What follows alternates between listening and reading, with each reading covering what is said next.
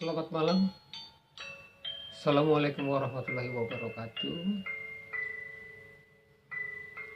Jumpa lagi dengan saya di channel Hari S Angintu. Pada malam ini saya akan bercerita tentang sebuah keluarga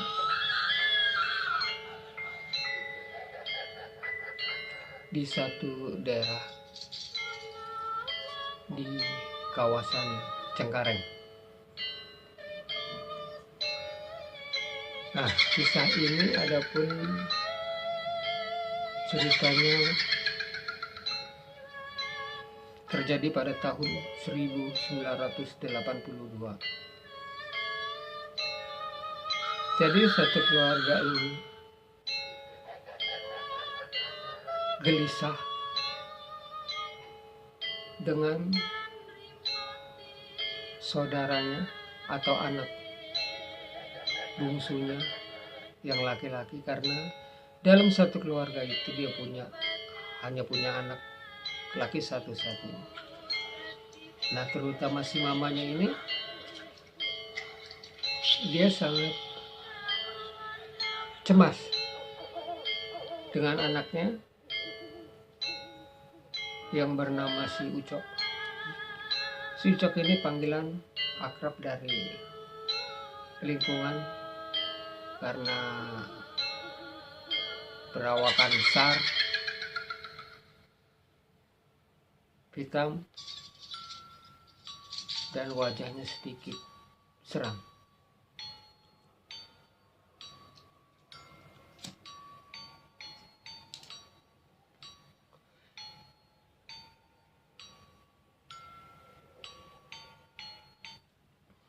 Adapun si Ucok ini bertingkah laku nakal, melebihi kebiasaan dari kawan-kawannya.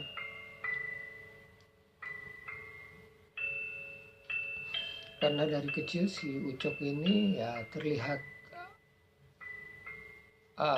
keluarga dari keluarga berada. Jadi kebiasaan dari kecil si Ucok ini terpenuhi segala kebutuhan. Kalau di tahun-tahun 80-an itu atau sekitar 78-an itu anak-anak masih jajan di sekolah cuma 20 perak, 25 perak. Mas Ucok ini sudah pegang 100 sampai 200 perak. Jadi kebiasaan si Ucok ini memang mewah dari masa anak-anak. Dan ketika si Ucok ini dewasa, sebelum si Ucok ini dewasa, orang tua si Ucok, papahnya si Ucok itu meninggal dunia. Dan sepeninggalan bapaknya, si Ucok itu mulai merasa kekurangan dan kehilangan, karena biasanya dia segala kebutuhan terpenuhi. Setelah peninggal bapaknya atau papanya, dia merasa kekurangan karena maka pencarian satu-satunya adalah dari papanya itu. Dan pada tahun-tahun berikutnya setelah Ucok dewasa, sepeninggalan bapaknya, dia berusaha cari uang dengan mudah karena dia sulit untuk mencari uang, sehingga dia mulai menerapkan kekerasan untuk mendapatkan uang. Jadi yang dia lakukan adalah mempalak, ataupun yang lebih kasarnya lagi, dia pernah melakukan perampokan besar-besaran yang dilakukan sendirian. Itu kisah dari si Ucok masa kecil hingga dewasa. Nah, jadi satu malam si mamahnya ini gelisah karena pada saat itu, tahun-tahun itu, banyak terjadi yang namanya Petrus atau penembakan misterius.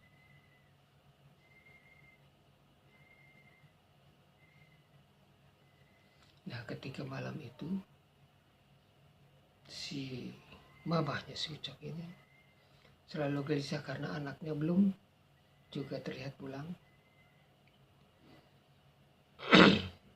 Jadi mamahnya inisiatif menunggu si Ucok ini pulang. Jadi ketika sekitar pukul 1 ada yang mengetuk pintu dan memanggil-manggil dari luar. Mama. Nah, terdengar seperti itu, mamanya langsung membuka pintu. Tapi ketika dilihat keluar, tidak ada orang. Mamahnya ini mendengar suaranya anaknya itu yang bernama si Ucok ini pulang ke rumah. Mencari, dia bilang, "Mah, Ucok lapar." Tapi ketika dibukakan pintu lagi, si Ucok anaknya nggak ada di luar. Jadi mamanya menutup pintu, kembali gelisah. Si mamanya ini ketika mamanya tertidur sebentar, ada ketuk pintu lagi. Jadi ketukan itu cuma 2 kali. Tak, tak. Ada manggil lagi, mama. Dibukalah si Ucok pintu. Ternyata si Ucok masuk. Lalu mamanya menyuruh si Ucok duduk dan jangan keluar lagi. Ketika mamanya tertidur, si Ucok tidur. Si Ucok masuk ke dalam kamarnya. Mamanya tidur. Ketika malam itu juga si Ucok ini masih berselimut di dalam kamar. Mamanya juga curiga. Kenapa sih si Ucok kok jadi betah di rumah? Biasanya dia masuk, pulang, lalu keluar lagi. Jadi ketika mamanya tertidur pulas sampai pagi, mamahnya itu membuka pintu. Diintiplah di kamar si Ucok. Jadi terlihat si Ucok itu masih ada di dalam kamar. Cukup tenanglah hati mamahnya ini. Lalu menutup kembali. Ketika jam 7 pagi, ada dari pihak kepolisian datang dan didampingi RT setempat. Ternyata dapat kabar, mamanya si Ucok ini mendapatkan kabar kalau si Ucok itu sudah meninggal dunia atau tewas di dalam karung. Wawan Yusucuk nggak percaya, tapi sedikit shock karena ini jadi pertanyaan bagi mamanya. Karena si Ucok masih ada dalam kamar. Kenapa dapat kabar si Ucok meninggal dan dikarungi? Ketika itu juga mamanya si Ucok membuka pintu. Si Ucok tidak ada di dalam kamar. Kagetlah mama si Ucok sambil berteriak. Ternyata si Ucok itu tewas, yang disebut oleh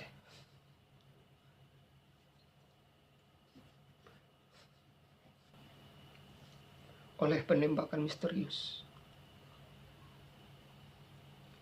Jadi mama si Ucok bertanya-tanya, yang semalam itu siapa? Karena sampai jam 3 pagi si Ucok masih ada di dalam kamar dan tertidur pulas.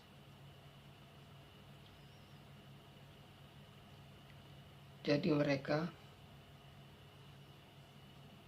juga dari para tetangganya dan pihak kepolisian memastikan yang tertembak itu adalah si Ucok.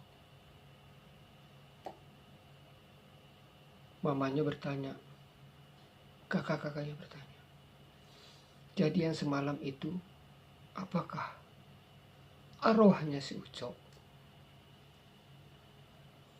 yang kembali pulang, yang terakhir menemui mamanya, yang terakhir minta makan, yang terakhir tidur di rumah. Itulah kejadiannya, peristiwa yang dialami Ucok.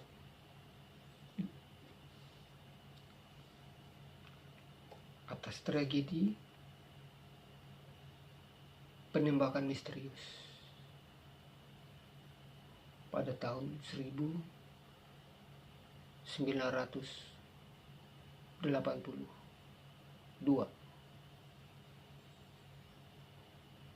Demikian kisah ini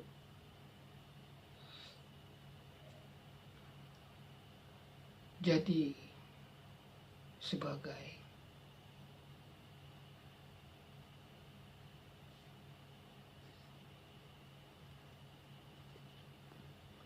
sebagai pelajaran buat kita agar kita bertingkah laku baik dan bisa menjaga diri, sadar diri. Dan jika kita tidak mampu untuk mendapatkan sesuatu, jangan memaksakan untuk mendapatkan. Kita harus berusaha sejujur agar kejadian ini tidak dialami kita seperti yang dialami si Ucok, yang kematiannya tragis karena si Ucok sering melakukan perampokan, bahkan kekerasan fisik. Demikian, terima kasih. Assalamualaikum warahmatullahi wabarakatuh.